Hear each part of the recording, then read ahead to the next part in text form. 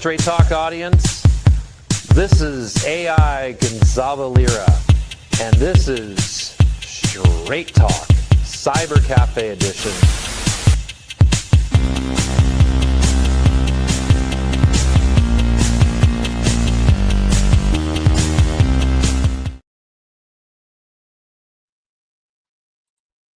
Hello. Welcome to this week's edition of the Liberty Report, the 6th of November, 2025. And this is the focus is going to be on Zohran Mamdani, the progressive Islamic democratic socialist elected to the mayor of New York City. Fascinating. With me today is Professor Redpill. What's up, guys? How you doing? Welcome. So, New York City has just voted to seize the means of production. That's not hyperbole. Zohran Mamdani, the Ugandan-born Indian Muslim Islamic democratic socialist communist, has promised a mandate of nationalization or socialization in New York City. Fare-free buses, higher taxes on richer neighborhoods, actually going out and saying white people need to be stolen from to pay for these things. He's gone as far as to ask for as to campaign on government-run grocery stores. Is the U.S. government still shut down? I know they had a shutdown. Yeah, it's definitely still shut down. And I guess the tweet by our fearless leader, Donald Trump, had recently said that basically food stamps would be restored as soon as the Democrats basically come to an agreement. And he said basically blame the Democrats for not having food stamps or food, and basically the government shutting down. He said basically, people complain that they don't have access to food stamps because that cut out this month. Apparently, I guess they were. The thing is, certain states will have coffers. I'm sure like New York and California, some states will still probably provide something. Don't take me on my word on that, but they may have funds that they can release in order to cover for a certain period of time. But for the most part, the federal government is shut down, so there's i.e. food stamps get cut off. And then also there's other things like farmers don't receive certain funding for agriculture.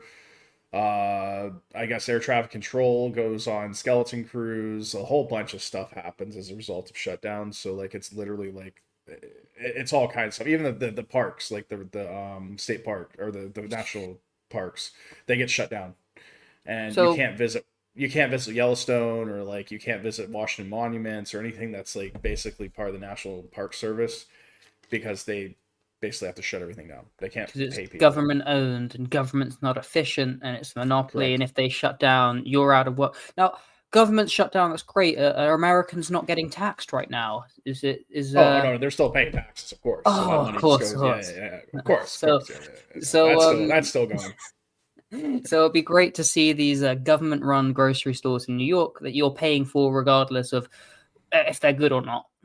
Who knows how they're gonna operate it? Who knows if he's going to even fulfill on these promises? But this is his mandate.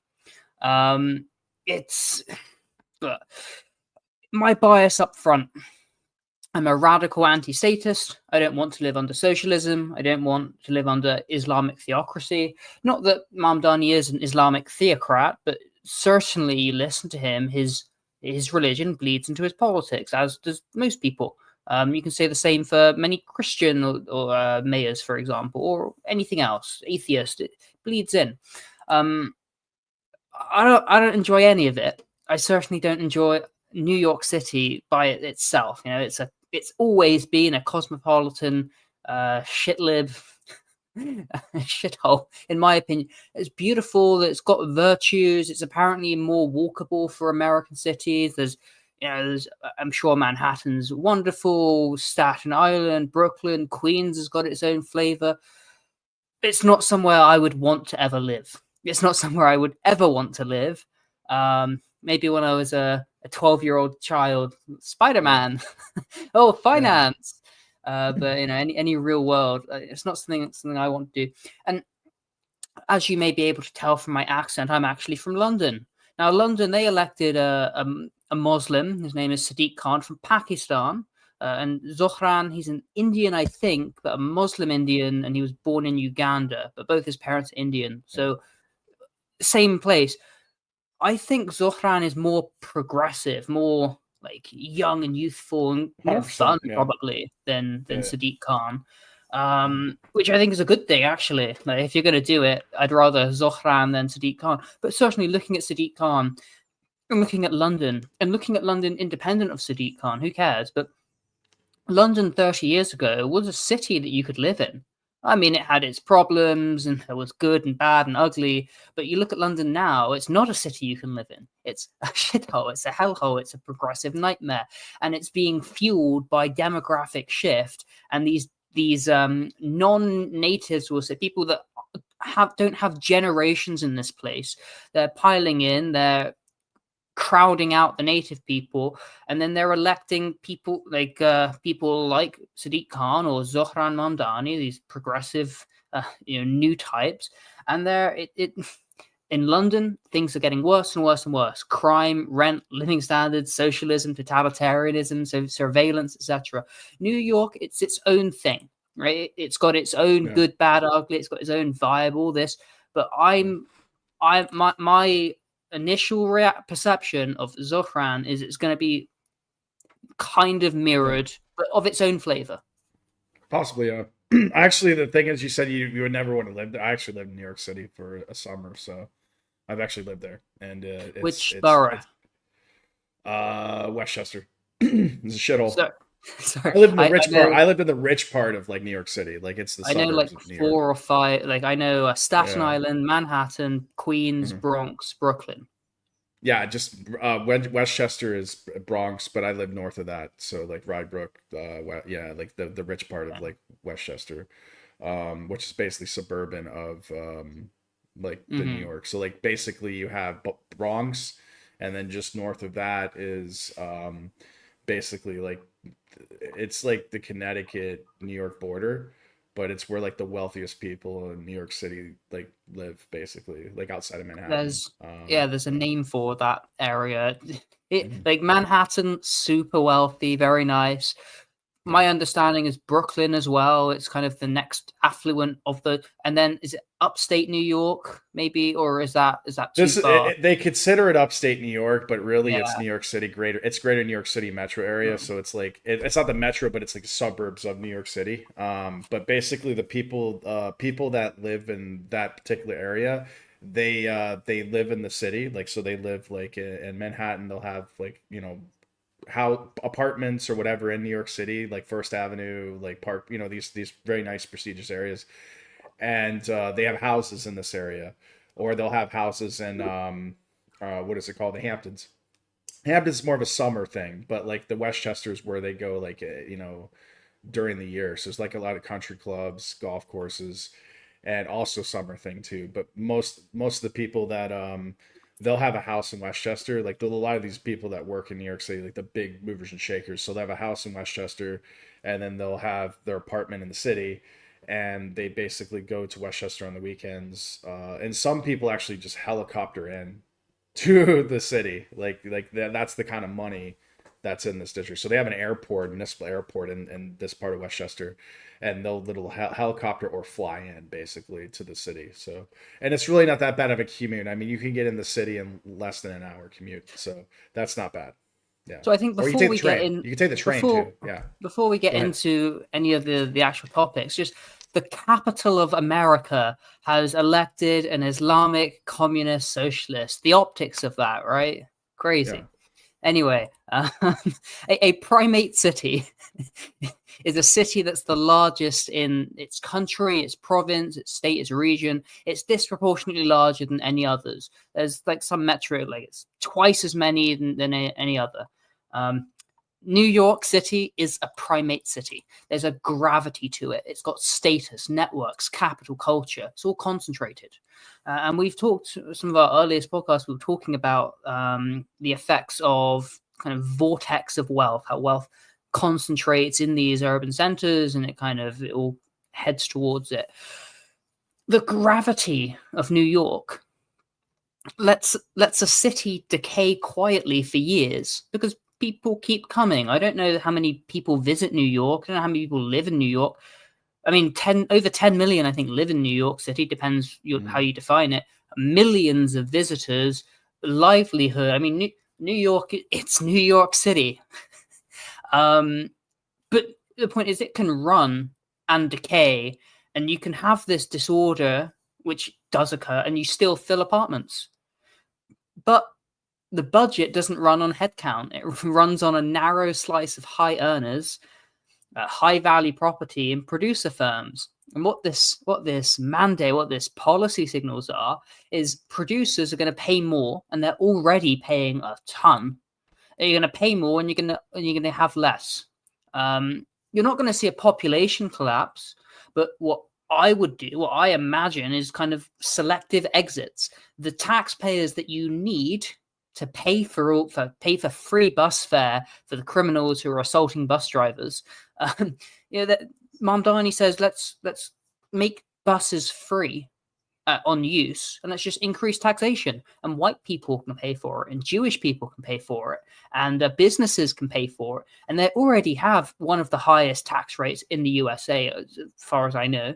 And these are the taxpayers that you need to be here. And they're like, okay, I'm going to go to Miami, I'm going to go to Texas, I'm going to go to all the other states in that area. Or a different city. You can stay in New York. I think my macro prediction is selective exits from New York City, which is going to cause a collapse in tax revenue. At the same time, Mamdani, my understanding of his program is increasing spending, increasing taxation rates. But you can increase taxation rates and get a lower taxation revenue. This is called the Laffer curve effect, because those high earners are going to leave, and all of a sudden your budget's going to be bleeding. And commander in SOC chief, he says, I'm not going to be funding this. I'm going to look at ways I can restrict federal funding into New York City. And so, all right, let's see this great experiment of democratic socialism in New York City, which was once upon a time the capital of capitalism, maybe next to London, certainly in America. Yeah, I mean, yeah, pretty much like that's what the irony, because my students at university today, like, were in lecture, were asking about they were like, they were talking about this guy, and I'm like, I don't really care, like, really per se, like, about politics in New York, because I don't really live there anymore. So I'm more of national politics, because I'm not in the United States anymore. I'm overseas. So I only follow basically national and some like stuff like in the state, like Florida, but like I could care less at this point. Nonetheless, like, I was like, oh, okay, I know what you're talking about. Yeah, we were going to talk about this on a podcast, and basically what my understanding is that this guy was quite socialist and communist, and it's kind of ironic the fact that New York City is the mecca of financial markets in the United States. It's the hub of financial trading and Wall Street and banking and all this all this stuff and whatnot. And the fact that, like, now the mayor is basically like almost communist, like he's a socialist, pretty much communist. And it's just the irony of it, and they were just kind of laughing about it, and same in London, I guess, to extent, but I guess the mayor of London is not necessarily as socialist as you're saying, not as communist in mindset. He's an older generation. I mean, he's like, he came to power and he says you can't have women showing skin on any billboards, and you can't have healthy people on billboards because that's fat phobic. And if you have a potato peeler, you're going to get arrested and sent to prison. But these migrants, well, we want more of them, and more and more and more, and the crime, and so it's been disastrous. But I think he's just the corrupt guy, like, whatever. I don't think he's Mamdani is promising revolution and promising big changes. As you said, I don't really care about the politics of New York. I don't live there. I've not ever lived there. You have only lived there a little bit. You're never going to live there again. Mm-hmm. If New York fails because of this, okay. If New York does very well because of this, Okay, like we'll see. Macro financial markets. It's just I don't think it's going to go well. I hope it goes well. It'll be very interesting to see an Islamo-communist running New York City and seeing what that does. The way I see it, New York City is when you talk about a macro financial market, it's also just a prime example of spiritual decay and emptiness and how vapid and consumerist America can be. Again, I wouldn't want to. In New York, the rats eat the cats. They're larger than little cats. Yeah. You know, crime. There's literal excrement all over subways. Now, my understanding is the subways run 24/7, so they got to clean them while they're doing it. But, I mean, some of the craziest videos in American public transport. If you're familiar with New York at all, which I'm only through media, you're like, oh, that's New York City, baby. It's got a charm, sure. It's got character. It's got its own culture, but also it's New York City. Some people may call it New York shitty. Yeah, that's what I call it often. Yeah. But I mean, like, it is what it is. Like, nothing's gonna change. It's just always, been that way. I mean, you go back to like Giuliani, and like I guess he cleaned it up a little bit, but there was a lot of crime and poverty in the 70s. It was a really shitty place. Like, I think it was the homicide capital of America at the time during the 70s. This is during the recession and stuff. And there was like a murder I think a murder every day or every week, something like that. It was insane. And Giuliani came in and cleaned everything up, apparently, and made the city great again, I guess, so to speak. And then after that, it just went through a lot of Democrat and like left-leaning leadership, and then it just went downhill, basically. And everybody's leaving New York City. They've been leaving, and I think they've been losing 100,000. Yeah, even before that, like 100,000 people per year have been leaving New York City in droves, and basically being replaced with migrants and people that basically aren't really contributing shit to the society. I mean, you only need so many workers, but from what I understand, like when I went to New York City, like said, being skilled and educated, like I got a job within a week because there wasn't any skilled people there that can afford to live there. So I mean, it is what it is. And I got housing provided too, so like that was part of the gig because like the cost of living was so astronomically high. But yeah, it is what it is. San Francisco's like that too. Like if you're highly skilled, you can go there and find a job very easily, very quickly. But it's just the cost of living is out of control. And can you live on a budget? I can live on a budget. I have no problem with that. But it is what it is. So before we get into cost of living, Mamdani was up against Andrew Cuomo, Italian gangster who's not a pervert. He's just Italian. How did Mamdani get elected? Well, he was running against Cuomo and some other guy.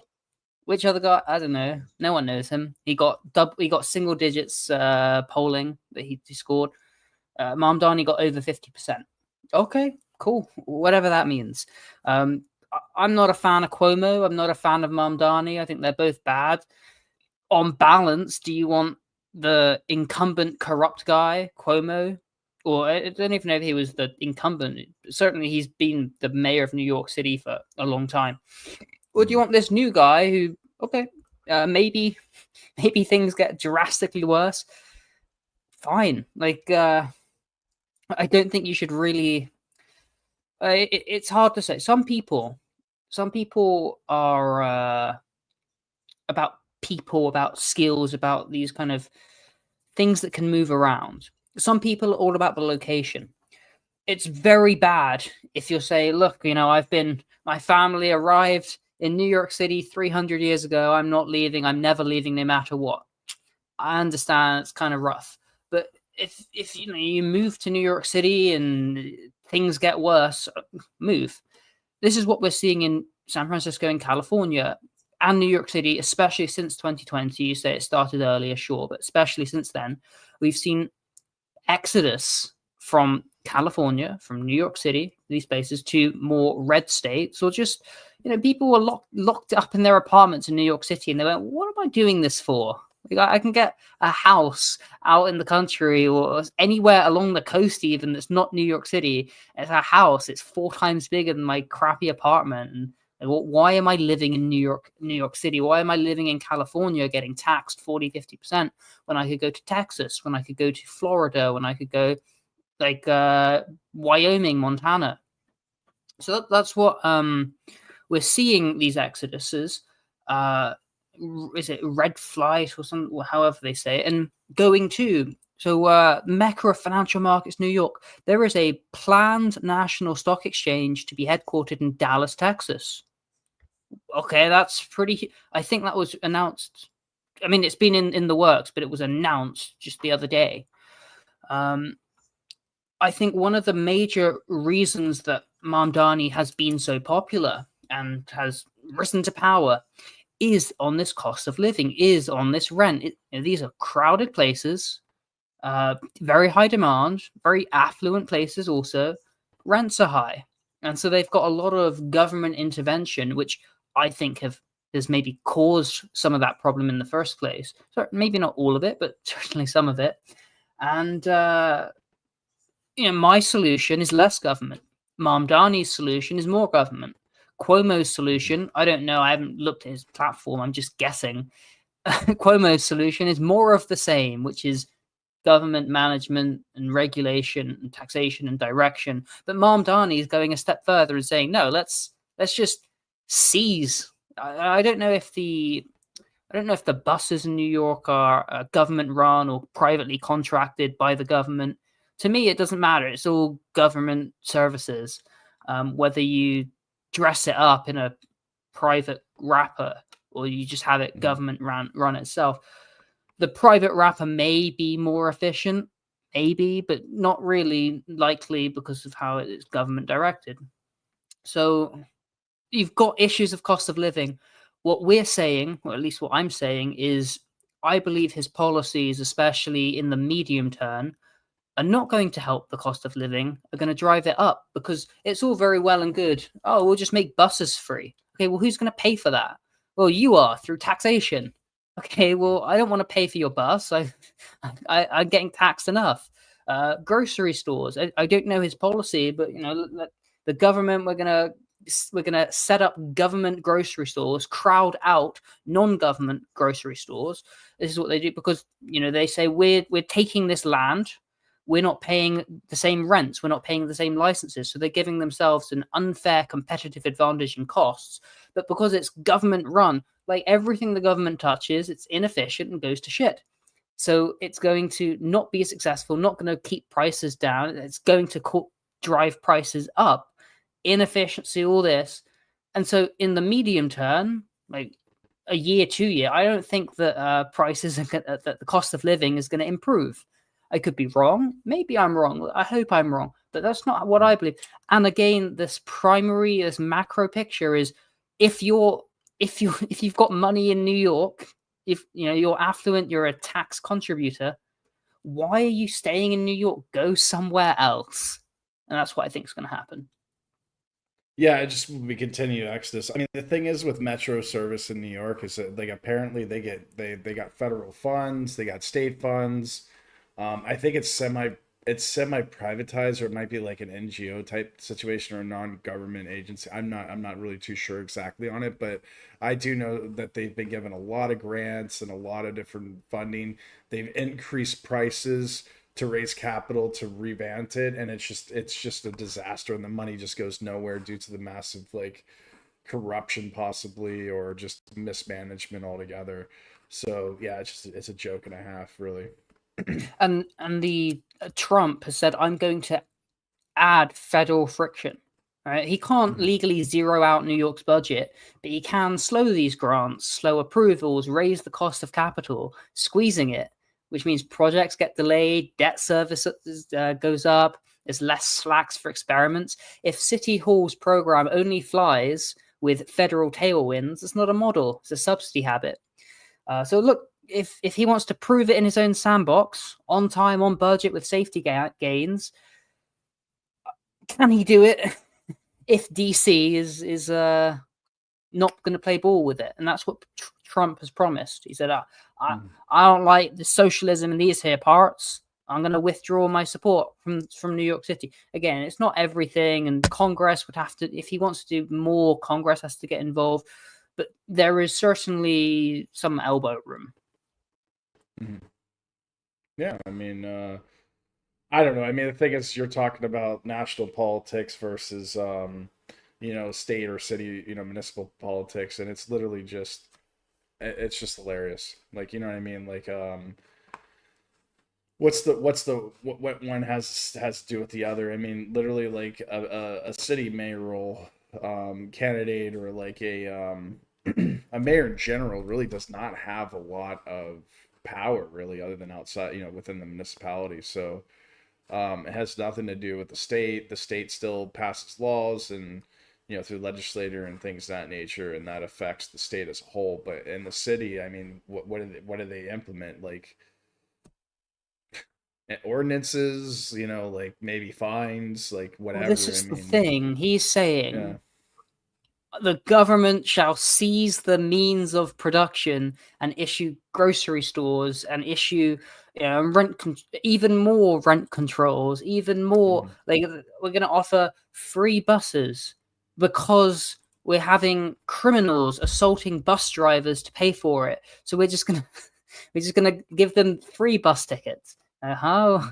Why don't you lock them up? No, that would be intolerant and against diversity. That's hilarious. Yeah, I mean, it's just a joke. Like, I mean, but the thing is that the thing to take from this is the simple fact that this is the direction of politics in the West, is that it's going to become more, like I said, the radicalization. So it's going to become more socialist, more communist, more left-leaning, more extreme right-leaning. So Trump is nothing compared to what's probably going to happen. And you're going to see these polar axes, which we saw like 100 years ago with the ideological changes between fascism and communism. And you saw these radical different ideologies within Europe, and even the United States to an extent. There was also some similarities to that. It wasn't as exaggerated as as extreme as you would see in Europe. But I think, as I predicted, this would come.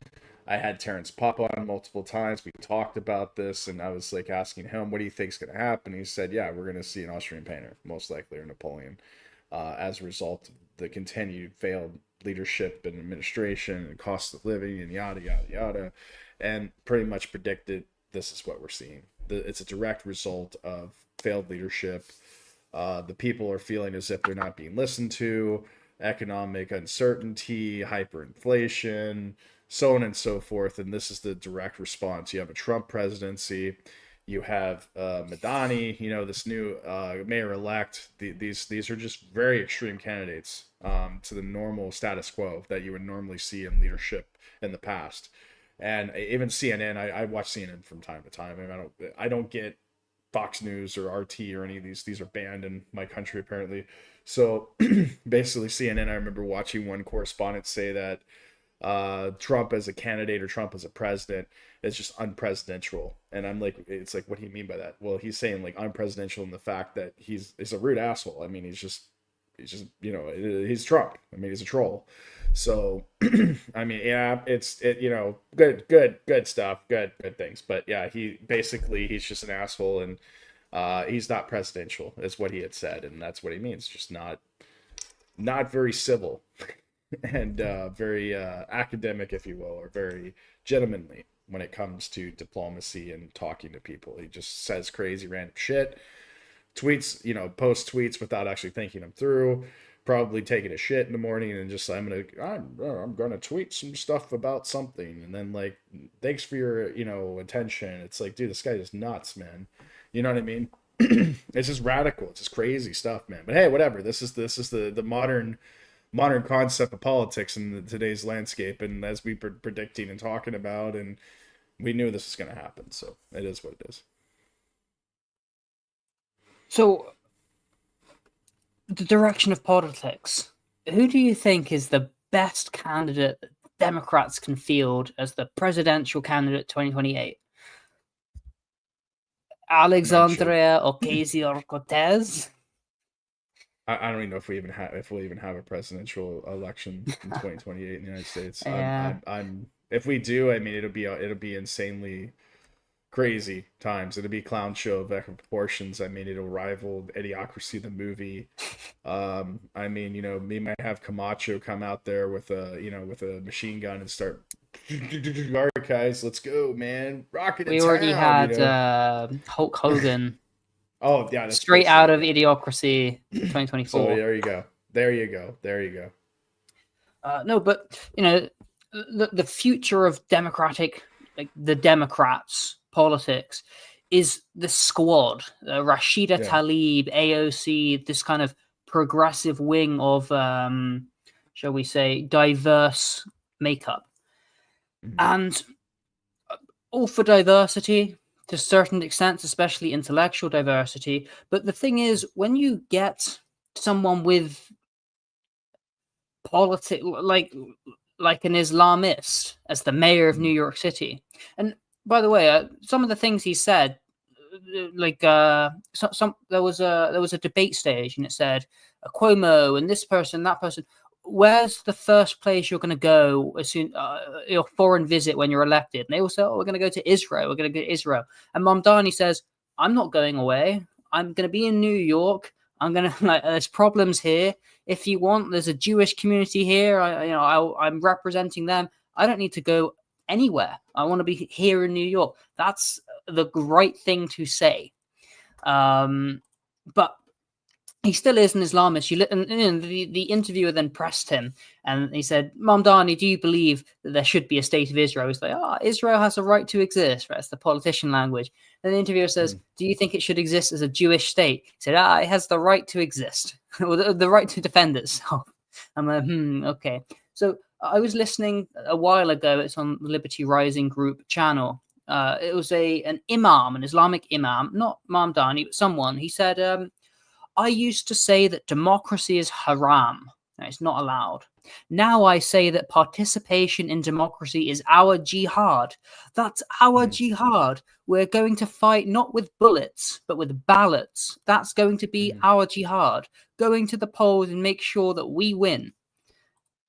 This is what I think is going on with Mamdani. And underneath that, I got a New York Post headline on my Liberty Rising channel. Mamdani says white neighborhoods should pay higher property taxes. So the headline is "The price is white." You can have whatever religion you want, but certainly your religious views form your worldview, your Weltanschauung. And clearly, Mamdani, in my opinion, as an Islamo-communist, this red-green alliance, I think he doesn't like white people. I'm not saying he's anti-Semitic, right? I think he's done again, how he addressed that question about where you're going to go abroad. I think he had the best answer. I think he doesn't like white people. I think he's pro-diversity, and diversity here means anti-white people. And this is when you have demographics of alien migration in, and you're promoting that, and you're promoting an anti-white agenda, it really does become a jihad, a holy war. And these people, they come, I mean, I look on X, Twitter sometimes, and I see some of the things that some of the political opponents say, and it's genuinely shocking at how much they hate you, how much they hate ordinary Americans 30 years ago, those ordinary Americans today. It's crazy some of the things they say, and it's like, and some, not everyone. Certainly, I'm seeing on X these more controversial takes that's being promoted as people saying, "Oh, how terrible." But these things do exist, are there. They have these views, and it's like, it's mind blowing. Yeah, I mean, it's just like I said, it's just gonna get more radical, more crazy, more woke, more mega. I mean, this is just the extremes are going to continue. The pinnacles are going to keep swinging back and forth until it just, like I said, maybe to a breaking point. Who knows at this point? it's going to be kind of more difficult to predict these things as we continue on, as we get close to collapse 2025. Because like I said, we're in the collapse 2025, and like I said, we're dealing with the repercussions of all this like pinnacle of everything coming together and causing these disturbances in the markets, disturbances, and like we have AI bubble coming. We have, QE to infinity that's now coming to basically hyperinflation and Weimar Republic style like collapse, in the financial sector. So perfect storm of shitness, basically, of economic shitness is what I called it before, and I'm gonna stick to that basically. And we're seeing all this like blow up in front of our faces, basically. I mean, we talk about economics. Why does that matter? Well, because people are struggling. Everyone's struggling, first off, because I think there's a whole host of government policies that mean that everyone's suffering. But one of the biggest things, especially in Europe, but USA too, is the war that they're fighting against Russia and multipolarity and all the foreign wars and the entire US imperial model and all the money laundering law. This is all creating enormous economic problems, and everyone's poorer. Most people are getting poorer, feeling the squeeze. And so when you're adding in more inefficiency, more squeeze, more pain, it's very difficult. Very difficult. Yeah. That's why it matters. I think the solution is less government. There's a song that I posted on my Telegram channel by some people, and it says, look, we don't like this, communists. You come here, you promise us the world, you add these government programs, and what you're doing is stealing our money, laundering it back to us, taking some away from it, and you're adding misery to our strife. We were fine without you. Yeah, we had problems, we had misery, we had strife, but you're coming in, you're promising us solutions, you're stealing our money, you're kicking some back to us, you're taking some for yourself, you're enriching your friends, you're changing the structure of society so it's not natural but artificial. That causes more problems, knocks on, etc., and it's making everyone miserable. Yeah, I mean, like I said, it is what it is. Like I said, hashtag collapse 2025. Just meme the shit out of that. I don't know what to say. I mean, literally, like I said, it's as I predicted, as you've talked about, as other people, other smarter and more, what's the word I'm looking for? Well in touched, people that have their ear close to the ground kind of people have been calling it. Gerald Salente, who I've talked to once in a while, or I haven't talked to him in a while, but like we used to correspond quite a bit. He same thing. He's been calling this for years. And now, like I said, the AI bubble, like we talked about this 2 years ago, and now all of a sudden everybody's starting to talk about it. I mean, it is what it is. We even gave a time date. I said by October, November, you're going to start seeing the real nitty gritty of the collapse towards the end of the year. An AI bubble will probably ensue somewhere between October, November into next year. By 2026, we'll actually see like huge layoffs. Like, I guess, what was this last comment here? This is from your channel. More bad news on the economy. U.S. employers announced over 153,000 job cuts in October. This is 3 times more than October 2024, and the highest total for the month of October since 2003, a 22-year record. So yeah, I guess that just came out, and I mean, like I said, all I could say is hashtag collapse 2025 in that regard. It pretty much called it. I mean, I said October was going to be the month, man. October, November. We're going to start seeing the numbers come out, though, by the way.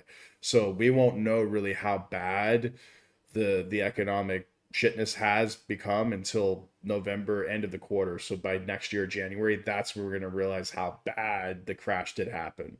But we are in the crash because you see crypto's been in correction mode, i.e. partially because of Trump's like crazy shenanigans. But gold hit 4,000, silver hit $50 an ounce, which I said would happen. And I said that oil would hit around low 60s to like, high 50s by the end of the year, which is where we're at. So everything I pretty much said is what happened. There's a great meme that says that the US economy is basically just 7 companies funded by the government paying each other and themselves. So, for example, Nvidia, they're doing 100 billion investment into AI, into OpenAI, and OpenAI are doing a 200 billion deal to buy Nvidia chips.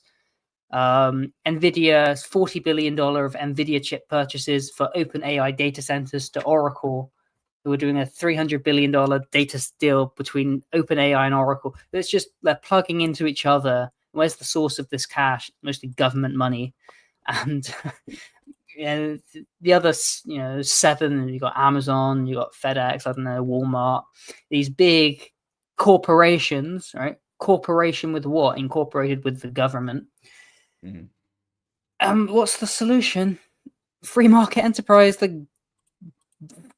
actually capitalism, not corporatism, not crony, not all this jazz. But that, you look at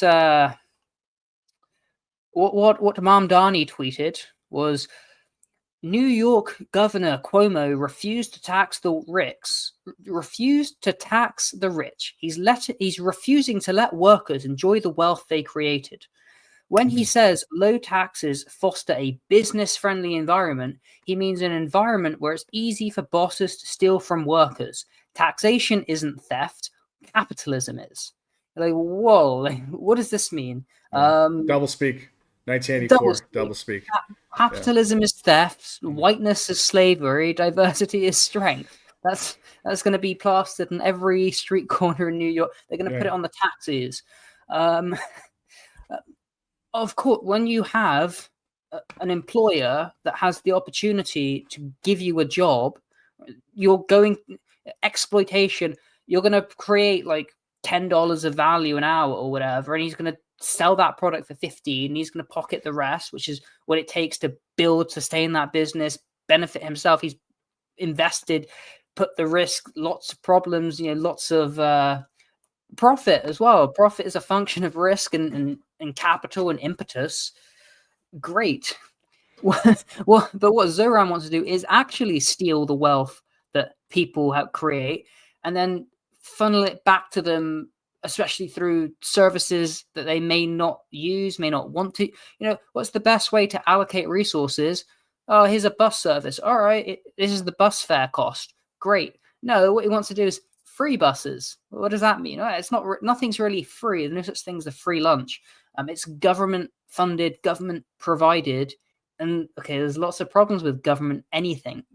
I'd say there's problems with government everything.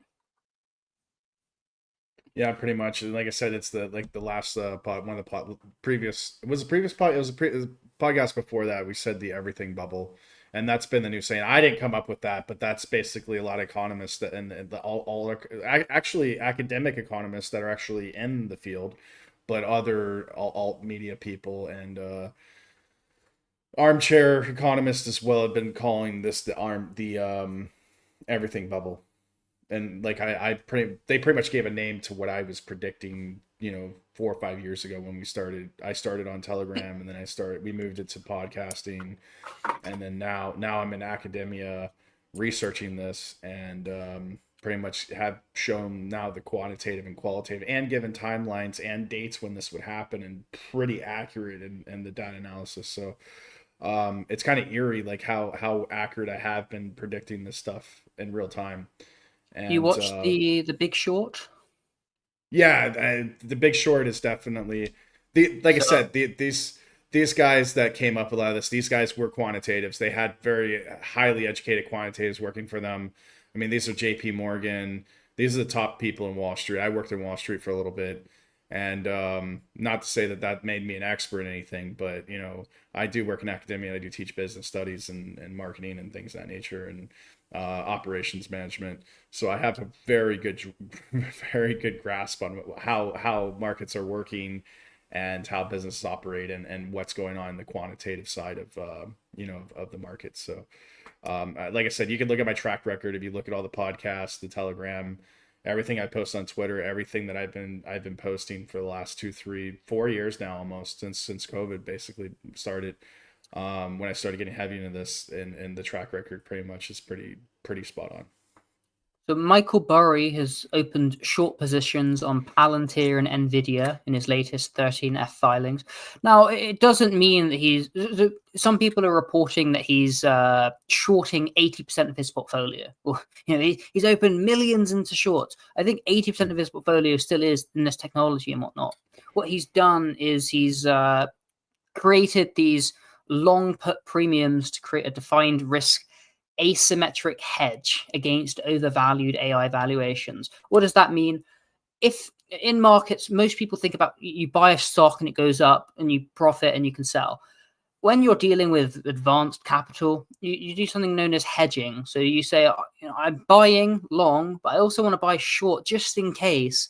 And especially if you're very uncertain, you might want to put a more defined risk asymmetric hedge.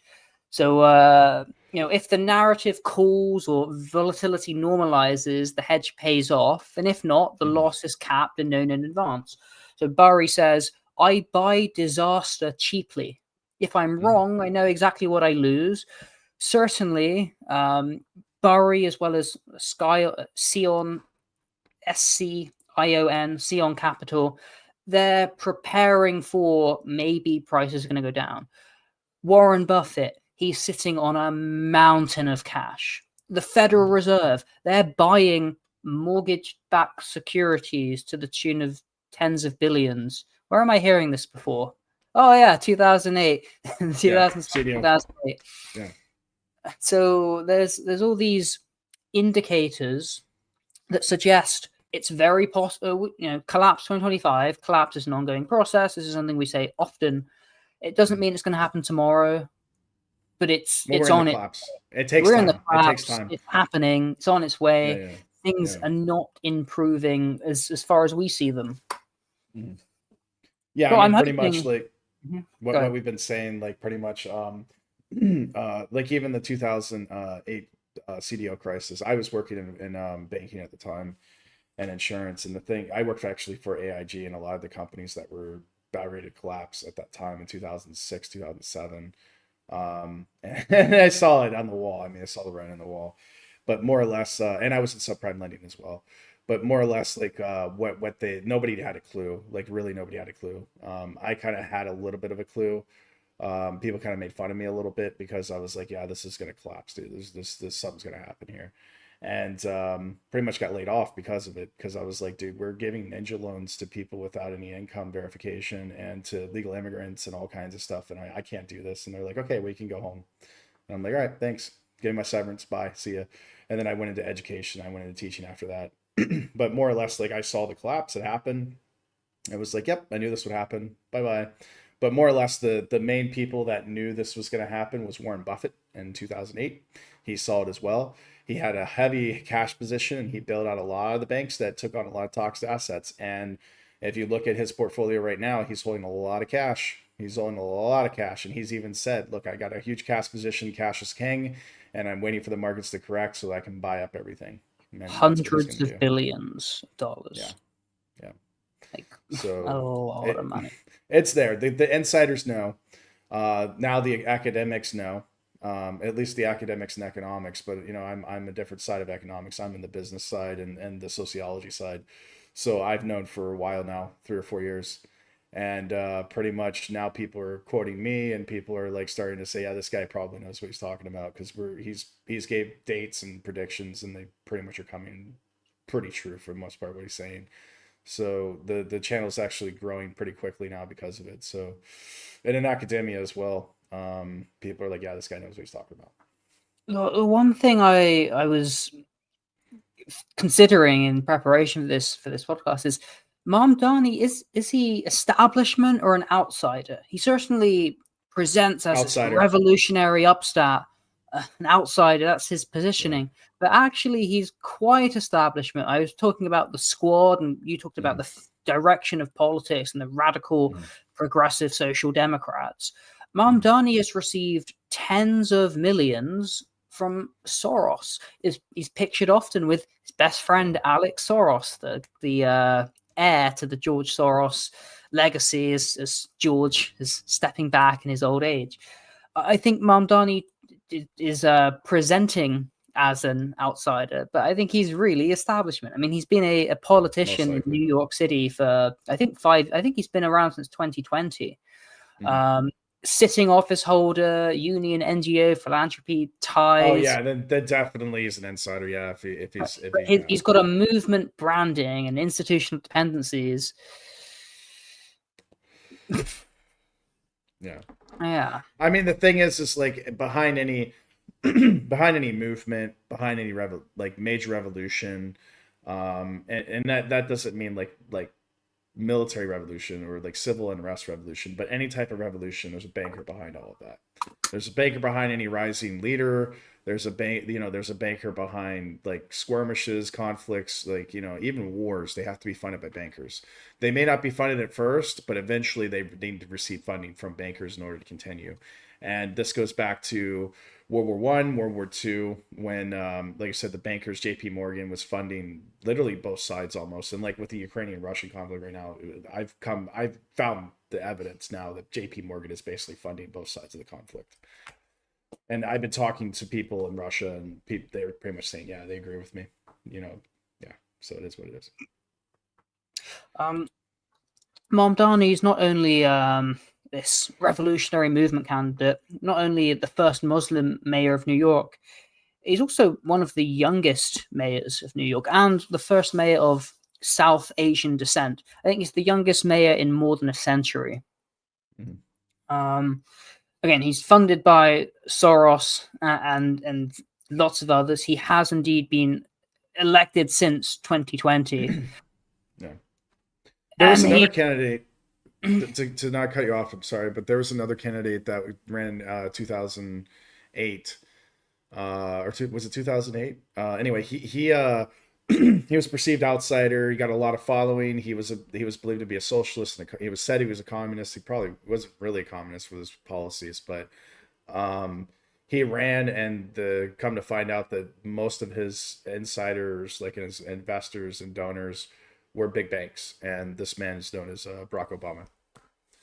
And what happened in that period in 2008, that was the pinnacle of the CDO crisis, and he made it a lot worse. But yeah, just saying. But continue. I'm sorry. I think Mamdani describes himself as a democratic socialist. Now, for me, I'm anti-democracy, anti-socialism. Democratic socialism is communism.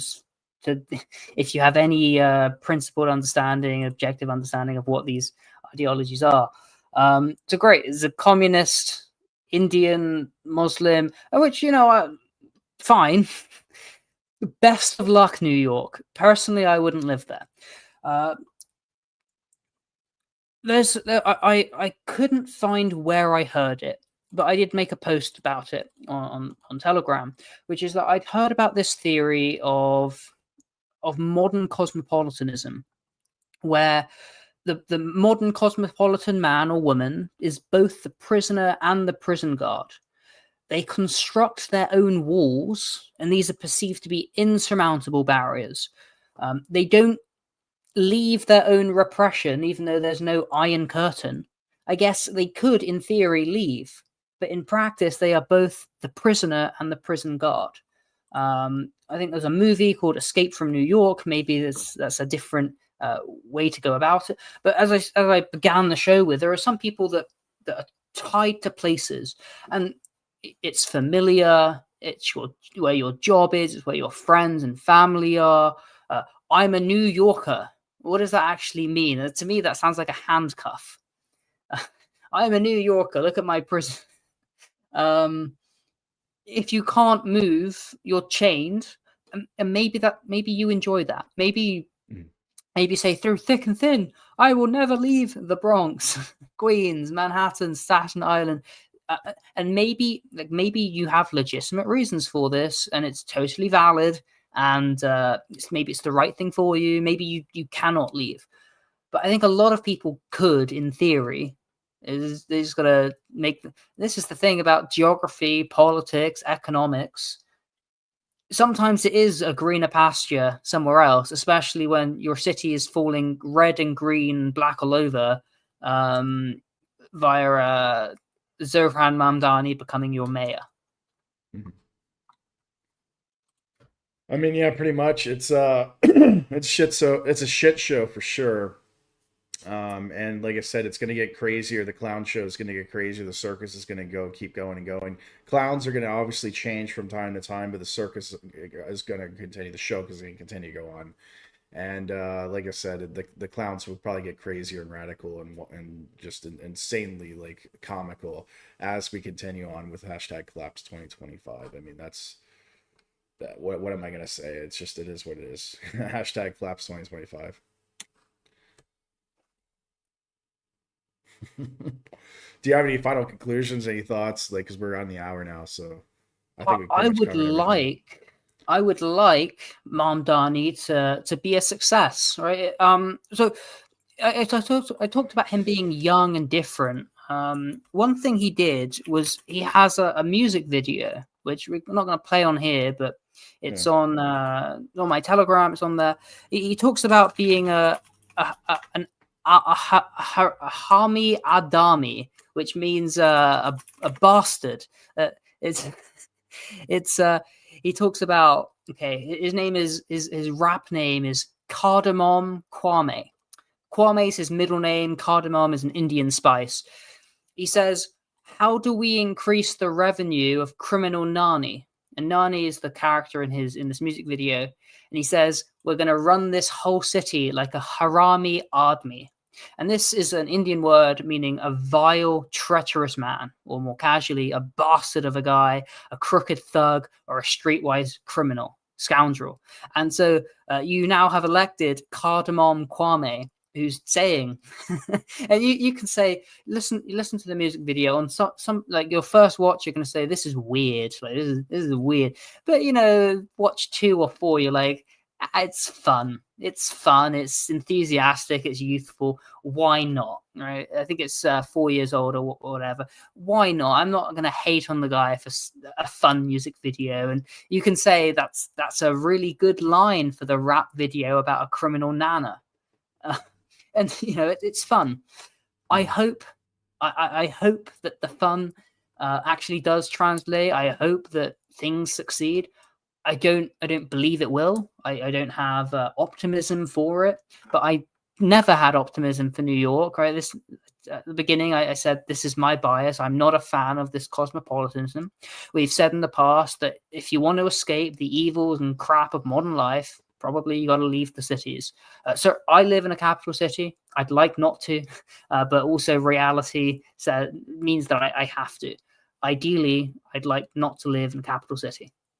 And a cosmopolitan, and whether that's New York, San Francisco, Miami, anywhere, Sofia. Yeah. I like it here, but I would like to live not in cosmopolitan capital city.